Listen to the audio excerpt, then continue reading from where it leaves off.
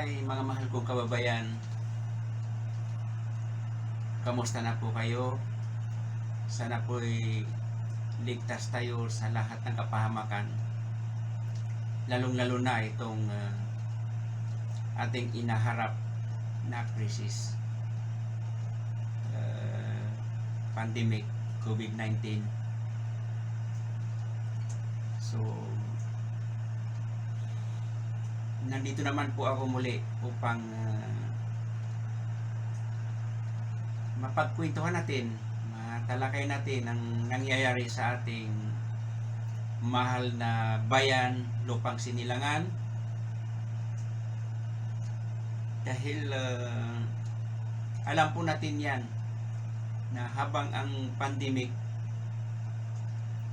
COVID-19 ay kasalukuyan pang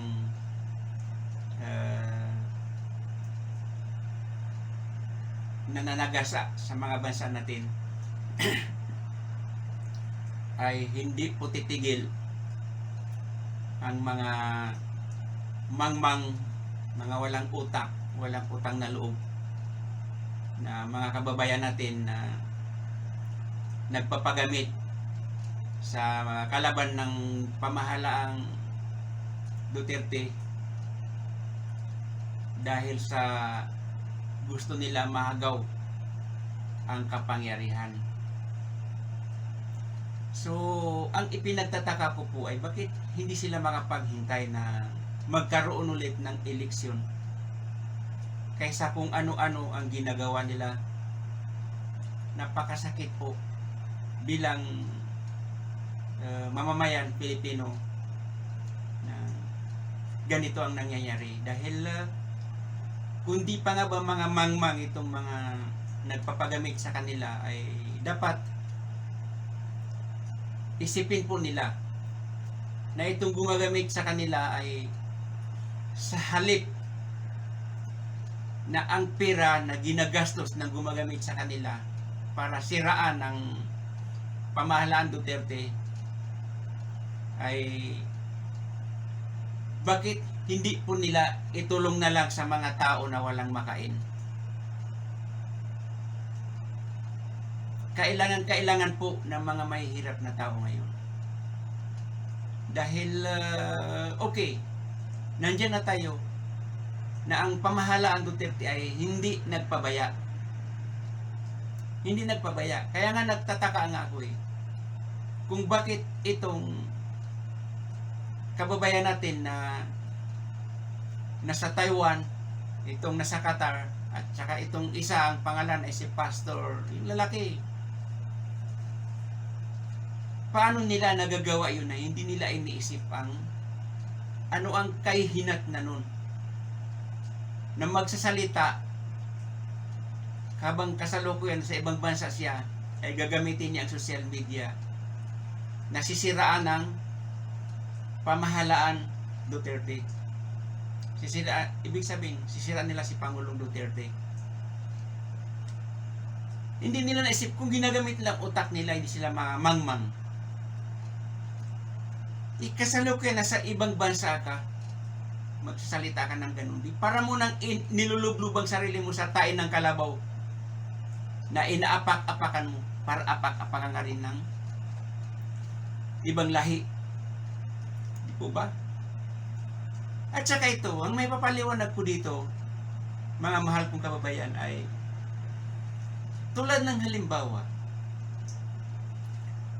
itong pangyayari, kung marami man halimbawa nagrereklamo na hindi nakatanggap ng ayuda mula sa ating gobyerno, bakit ang sisisihin si Pangulong Duterte? Yun ba ay pinipigilan niya para bigyan ng ayuda ang mga taong naghihirap, mga kababayan niya? Kaya common sense lang talaga yung ibig sabihin, mga sinasabi niyo, mga Duterte supporters ay mga mangmang. Hindi, ibabalik ko sa inyo, kayo ang mga mangmang. Dahil bago nirelease yan, kung napirmahan halimbawa sa Kongreso, kung saan dadaan man yan, Pilato, ang huling pipirma dyan, si Pangulo. Hindi ba niya pinirmahan? Para sisihin nyo? Ngayon, kasalanan ba niya na pinirmahan niya? Kasi nga, pinirmahan niya yun.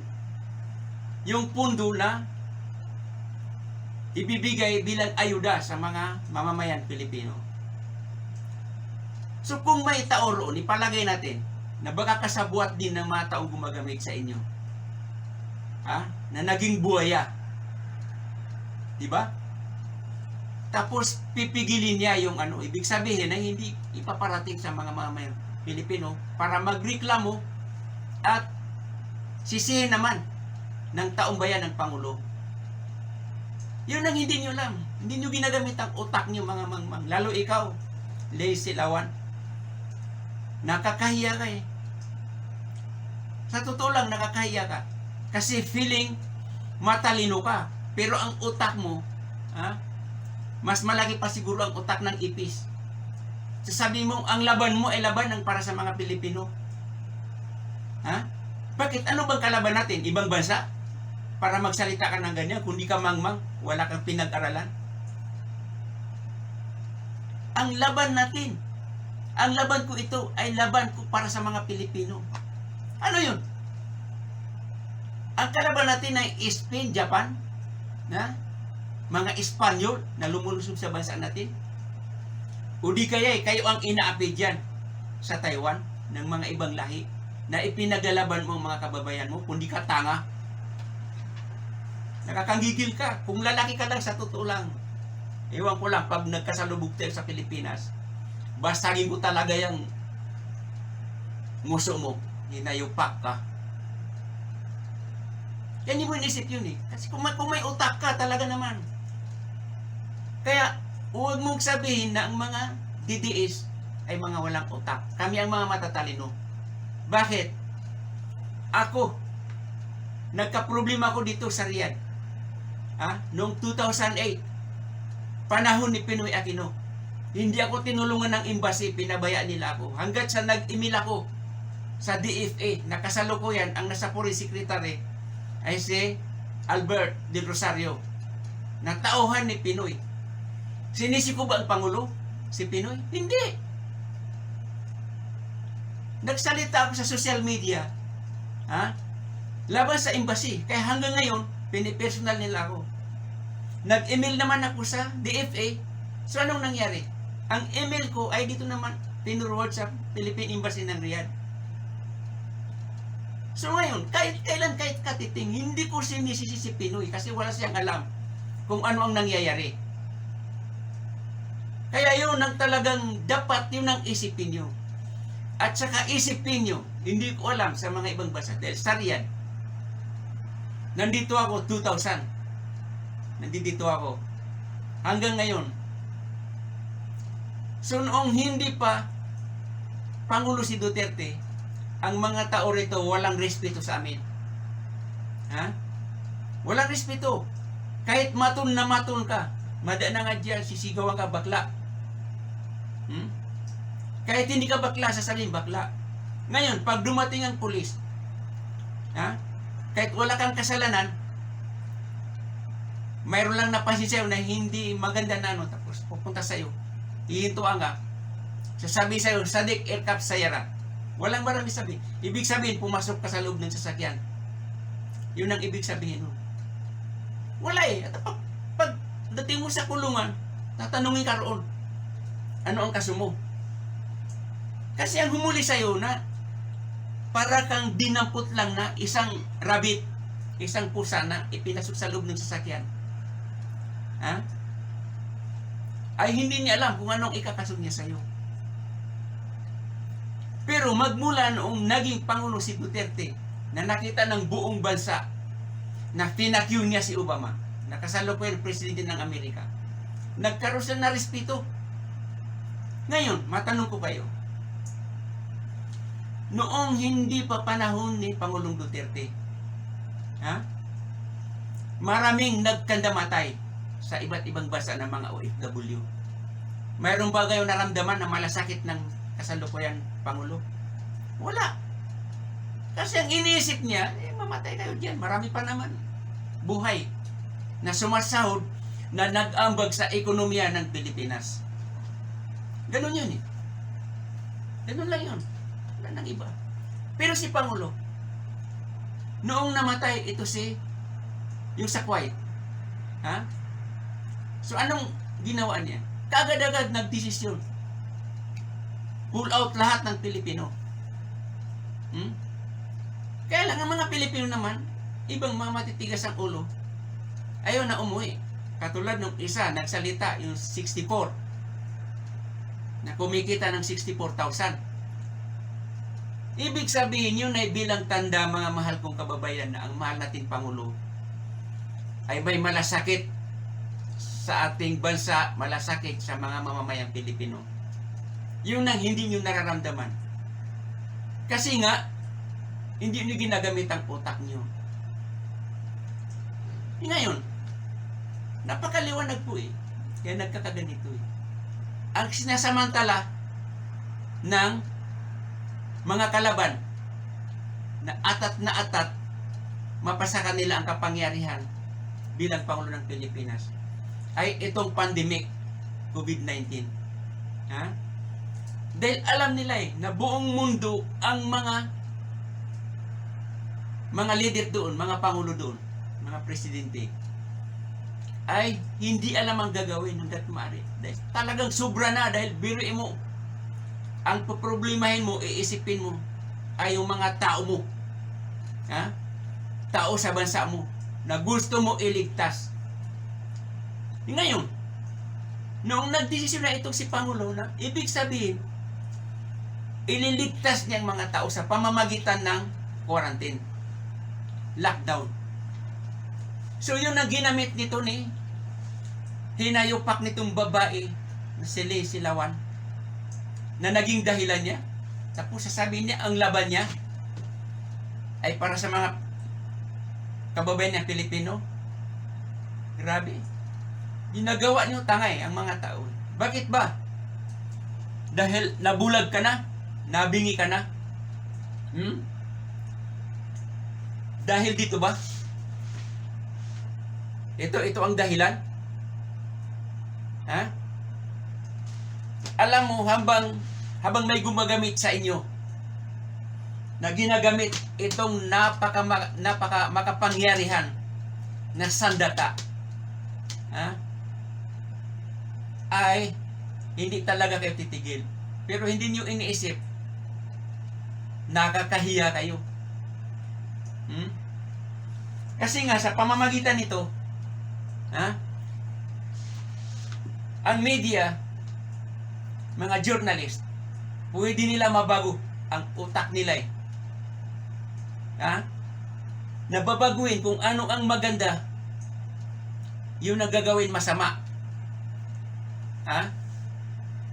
At yung masama naman, na ginagawa ng gumamit dito, nagsul sa kanila nito, ay sasabi naman yun ang mabuti para sa nagsul nito. Diba? Isipin nyo. At saka habang kayo ay ginagamit, okay. Ha? Okay. Mayroon kayo pera. Pero pag nagtagumpay naman yung gumagamit sa inyo, isasapuiran na kayo. Isasapuiran na kayo. Baka ipapatay pa kayo dahil sasabihin nila kakanta kayo eh. Yun ang hindi nyo alam. Kasi nga, sinasabi ko na ito ay umiiral ngayon na napaka makapangyarihan na sandata na ginagamit ng kalaban na gusto mahagaw ang kapangyarihan ng ating Pangulo. Sino bang hindi nanonood sa inyo sa Senate hearing dati? Tungkol sa mga extrajudicial killing. Ha? Sa mga Davao Death Squad. So napakaraming pumapalakpak kay Arthur Las Cañas. Naalala nyo? Noong sinupalpal niya si Senator Trillanes tungkol sa resibo ng relo. Ha? Maraming pumapalakpak. Ibig sabihin magaling. So noong mga ilan araw, ito lumusot sa kanya. Nabulag. Bumaliktad. Hanggat sa bumaliktad siya, meron ba napatunayan? Sa binibintang ni Trillanes kay Pangulo. Ha? Hanggat si Arthur Las Cañas, nasaan na ngayon? Nasaan na ngayon? Pero, buti na lang, mayroon siyang supportive pa. Ibig sabihin, may nag-support sa kanya sa mga pinansyal.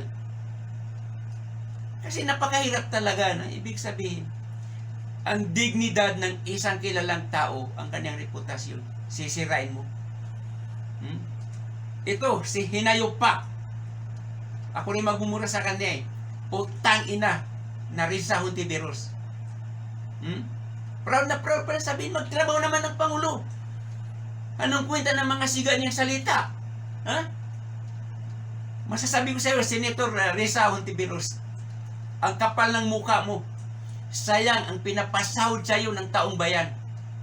Ha? Ang natutuwa lang sa iyo ay mga kakampi mo ng mga dilawan.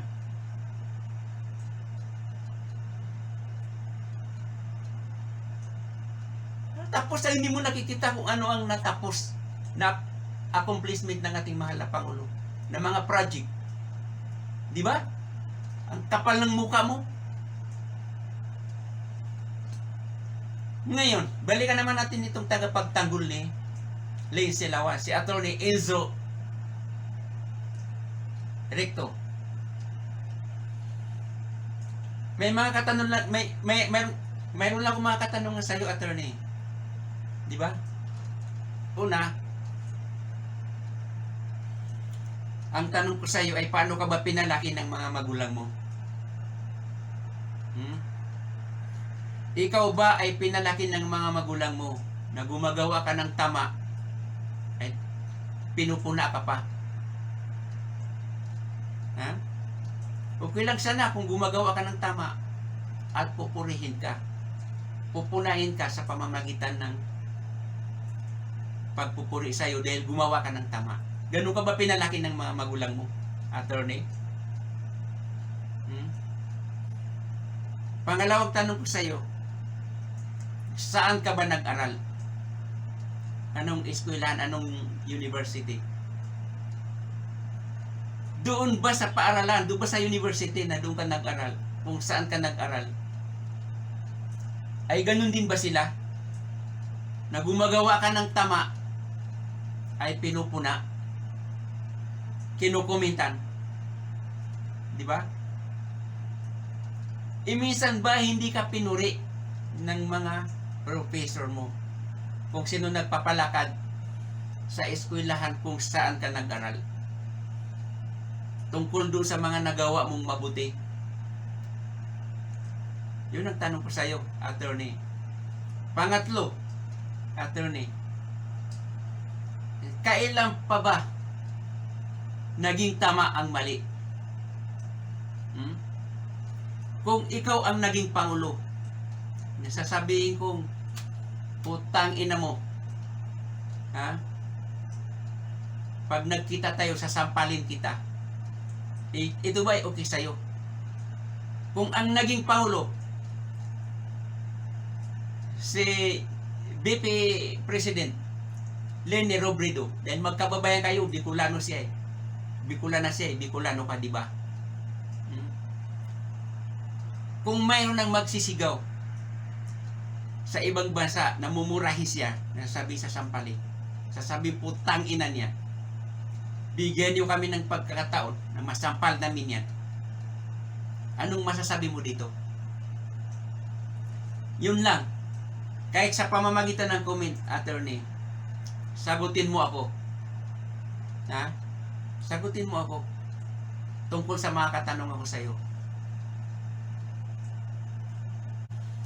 Sa next na video ko ay mayroon akong gagawing isang halimbawa. Huwag natin isingit dahil siyempre hahaba ito. At baka sakali ang mga ibang kababayan natin na nabubulag sa pamamagitan nito. Dahil kung tutusin, kahit isang piraso lang ang gamitin ko dito. Ha? Magmula dito sa sabi kong makapangyarihan na sandata sa buong mundo. Itong isang piraso lang nito ay kaya niya bulagin ang gagamitan ko nito. At wala siyang makikitang mabuti. Yung mabuti ay masama ang paningin niya. At ang masama naman, yun na napakabuti para sa kanya. Sa isang piraso lang nito, what more kung lahat ito? Diba? Baka kahit sabihin pa sa kanya, pugutan mo ng ulo si tatay mo. Pati si nanay mo. Bitayin mo. Talagang mangyayari yun. Yan ang masasabi ko. So, ito po ang magiging paalala ko sa ating mga mahal na kababayan. Dahil, siyempre, kailangan po natin ng pagkakaisa. Protektahan natin ang ating mahal na Pangulo dahil nakakaawa na po siya dahil talaga naman nandibago ako yung dating palabiro na laging nakangiti na ngayon parang seryoso na masyado at siyempre iniisip niya ito kaya mensahe ko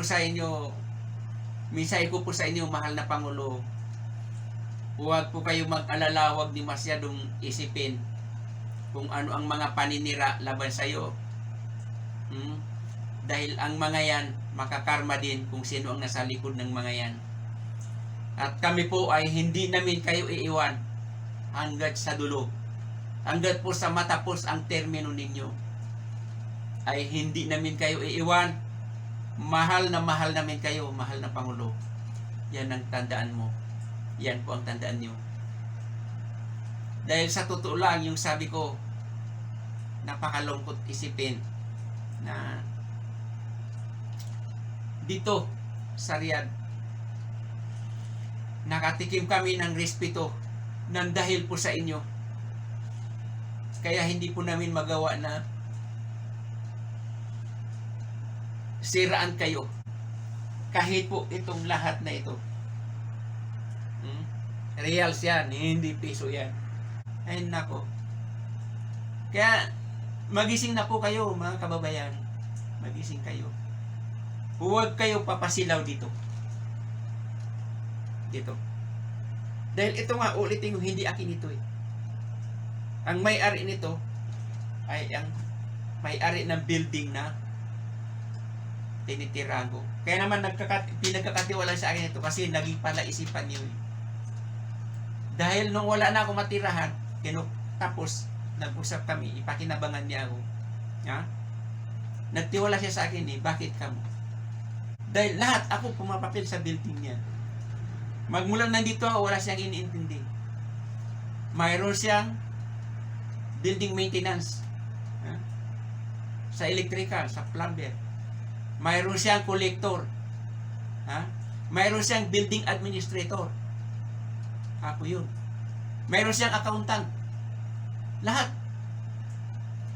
Ako naglalagay ng mga tao dito. 2 building niya. Yung isa, doon sa lagi pinupuntahan, minsan, nagbibideo rin ako roon. The elevator. Ako ang naglalagay ng mga tao. Ako ang naniningil.